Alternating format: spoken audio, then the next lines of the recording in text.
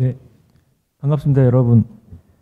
먼저 안병옥 소장님과 이정환 박사님께서 이 노력한 이 결과에 대해서 상당히 많은 노고에 감사드린다는 말씀 먼저 드리고요. 지금 시점에서 너무나 중요한 이런 복잡한 법 체계를 이렇게 명쾌하게 정리해서 좋은 방향을 제시해 주신 것에 대해서 상당히 감사드립니다. 저는 이제 온실가스 종합정보센터장으로서 이렇게 보니까 오늘이 6월 1일인데 저희가 원래 환경부 소속 기관이다가 정확하게 1년 전 6월 1일 날 국무조정실로 이관됐습니다. 그래서 1년 만에 또 이제 다시 환경부를 이관하는 문제에 대한 법을 이렇게 토론하는 자리에 나와가지고 사실 남다른 좀 감회가 새롭고요. 제가 사실은 우리 센터의 역할이 워낙 중요하기 때문에 이런 문제가 생기는 것이 아닌가라는 자의를 하면서 거기에 대해서 제가 사실은 좀 언급을 했으면 좋겠지만 저희가 어느 부서 소속이어야 되는가의 문제는 지금 뭐 국정기획자문위원회라든지 이런 범부처적인 업무조정 차원에서 결정되어야 될 문제이기 때문에 제가 거기에 대해서 언급하는 것은 적절하지 않은 것을 제가 생략하겠습니다. 지금 법안 제시하신 거에 대해서 내용적으로 저희 센터랑 관련된 부분 중심으로 좀 말씀을 드리면 제 생각에 미세먼지 부분이 사실 최근에 많이 중요한 이슈화 돼 있다가 또 최근 며칠 동안 좀 약간 깨끗한 것 같긴 한데요. 사실 우리가 기후변화뿐만 아니라 미세먼지가 국민 생활에 직접적으로 매우 중요하다는 점은 모두가 공감하실 것 같습니다.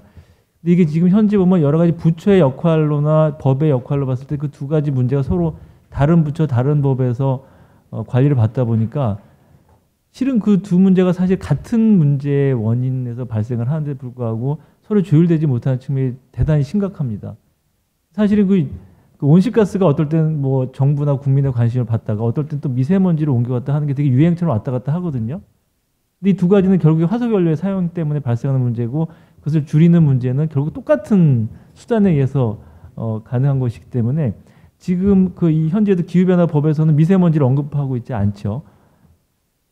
이렇게 되면 사실은 또 결국에 그 해결 방안은 반쪽짜리일 수 있어요. 저희 센터에서는 사실은 지금 온실가스를 중점적으로 분석을 하고 있습니다만 저희들이 이제 온실가스 감축 잠재력이나 감축 대안을 분석하기 위해서 상당히 정교한 모델들을 가지고 있습니다. 그래서 뭐 수백만 개의 변수와 이런 이퀘이션을 가지고 있는 모델을 통해서 어느 발전소에 언제 끄고 켜는 거에 따라서 온실가스나 또는 거기에 대한 발전 비용이 어떻게 변화하고 이것은 결국엔 미세먼지의 발생량과 그 지역적인 농도에도 바로 연결될 수 있는 그런 모델들을 가지고 있는데 사실 그런 부분이 이 두 가지 문제가 서로 다른 주체들이나 법에서 이렇게 관리를 받다 보니까 저희 센터가 그런 싱크탱크로서의 역할을 하는 데 상당히 좀 어려움이 있습니다. 그래서 지금 또 미세먼지 쪽에 막 관심이 가는 데서 온실가스랑 관련 없는 것처럼 막 대책을 만들면 절대 안 되겠습니다. 그래서 저는 이런 부분이 어느 법에선가는 조금 언급되어지고 저희 센터의 역할에서도 과거에 왜 온실가스 쪽에 전문가들 다 여기 전문가들이시니까 아시겠지만 항상 왜 엔실러리 베네핏이라 그래가지고 항상 대기오염에도 또 같은 부수적인 편익을 야기한다고 해서 같이 분석할 걸 다 권하고 전문가들이 연구하고 있음에도 불구하고 정책에는 그것이 잘 반영되지 못하고 있었던 것 같아요. 그래서 그런 부분이 이번에는 꼭 좀 반영이 됐으면 한다는 말씀을 드리고요.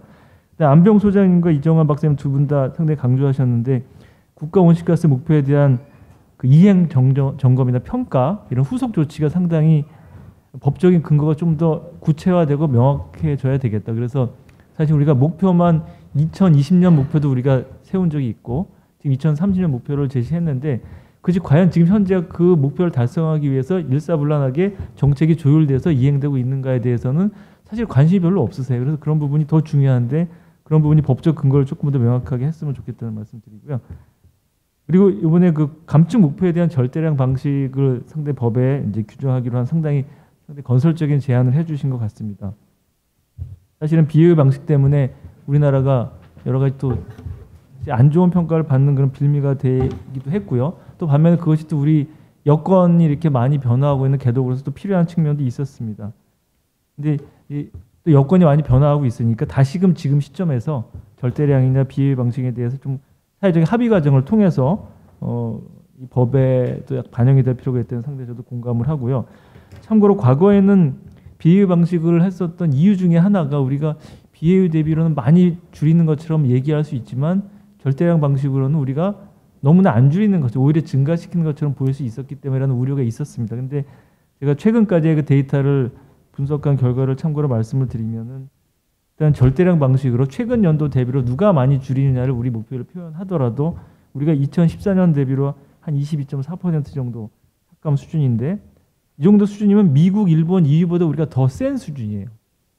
사실 엄청나게 선진국보다도 많이 줄이는 수준임에도 불구하고 그런 부분이 잘 평가되지 못하고 그런 어떤 약간 우리가 홍보나 어떤 정당한 평가를 좀 못 받고 있는 부분도 있었기 때문에 만약에 이런 목표 전환과 함께 그런 부분이 충분히 공유될 수 있다 그러면 우리나라의 감축 노력의 성과도 더 인정을 받으면서 실제로 내실 있는 감축 목표 달성도 세계적인 감축 목표 달성도 가능하게 될 것이다 라는 말씀을 드리고 이상으로 감사합니다. 예.